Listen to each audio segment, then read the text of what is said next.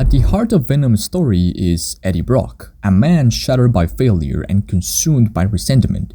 On paper, it's perfect, a tragedy, a bond born out of despair, and a fight for control that is as much internal as it is external. It could have been gripping, raw, and unforgettable. How do we go from one of the most terrifying anti-heroes in comics to...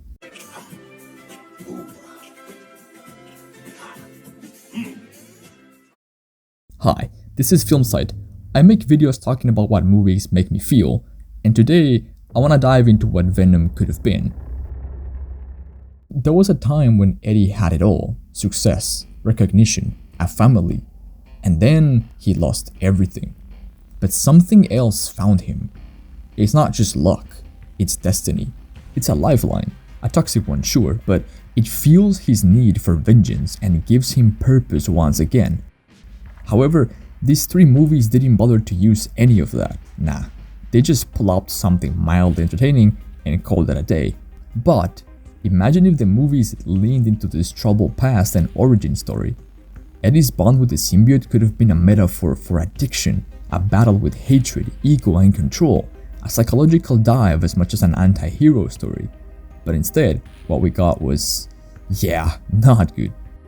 The Eddie Brock of the films is almost unrecognizable. Who is this guy? It's been 20 minutes and I don't even know why I'm following him around. He's a loser who digs his own grave for the sake of the new big story and finds himself stuck to an alien. But the studio wanted to make him funny and relatable so kids can watch the movie and laugh, cause that's what sells. We spend over 15 minutes watching Eddie struggle to adapt to Venom, but this doesn't serve any purpose apart from making us cringe. These scenes don't push the plot forward or add to the narrative. This is one of the big issues with these movies: pointless scenes. Half the runtime is completely unnecessary. It sounds crazy when I say it, but it's true. Only a handful of scenes actually add to the plot or to the development of the characters, and some of them are so weird. In the comics, Eddie is raw, dangerous, and unpredictable. There is a reason behind his acceptance of Venom and vice versa. His anger and bitterness, his desperation, all of it comes from a lonely upbringing, the need to prove himself to a father that lost his wife when Eddie was born and possibly blamed him for it. All of it could have made for a compelling and raw character study. As I'm writing this, something clicked in my head. Logan. Holy shit, imagine if Venom would have been like Logan. Bro, what are you talking about, man?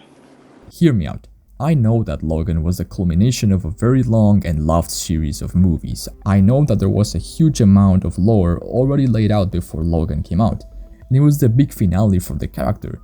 But what I mean is that Venom could have benefited a lot from being grittier and reflective.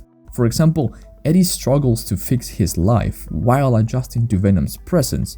They can benefit from each other, but it comes with multiple consequences. You see, it's not a secret that Logan has a love-hate relationship with his powers. He doesn't see them as a blessing. He just wanted to be a normal guy, minding his own business. But his mutation caused him to find himself in the middle of all kinds of crazy situations where he didn't really have a choice. The guy can heal a shotgun wound, so that's, pretty useful for a soldier. So in his own eyes, his powers are not so great. He's arguably lost more than he's gained from them. He outlived everyone he loved and was dying in a slow and painful way.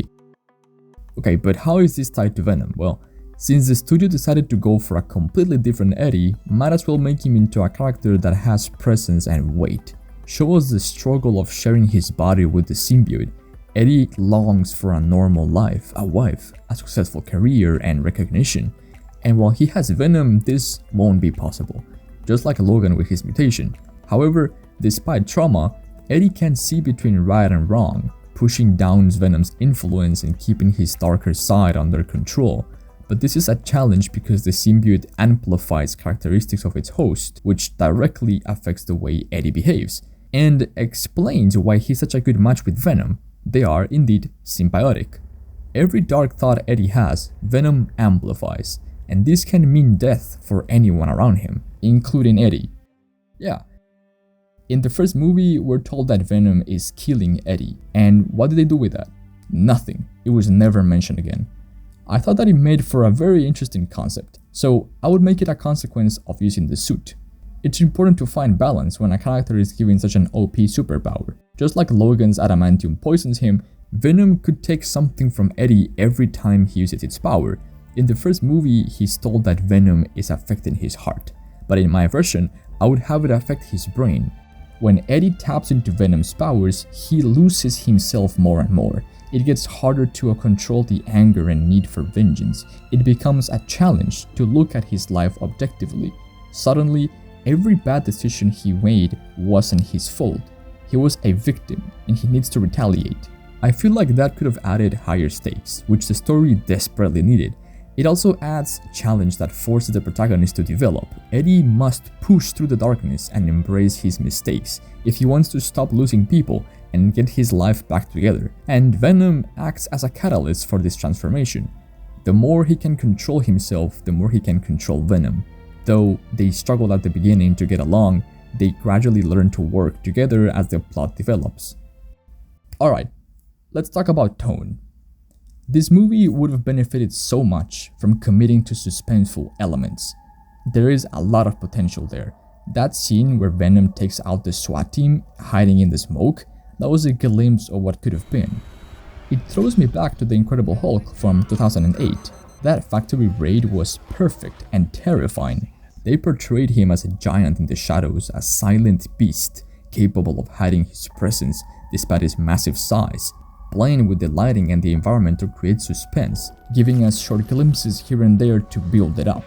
Venom is a character that would have gained from remaining mysterious for a while, making the audience perceive him as a predator, ready to hunt its next victim while trying to keep a low profile.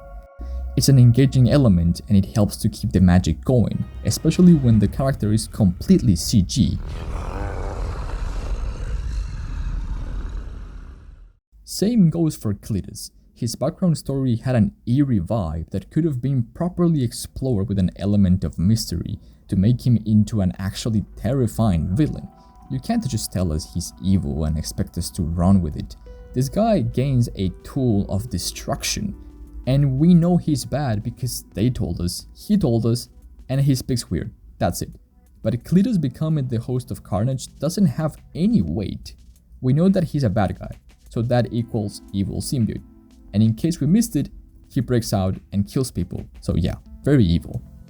His entire identity is his crazy girlfriend, and Carnage wants to kill Venom. And Venom... Wait, what is he up to in this movie? Alright, he's trying to get back with Anne.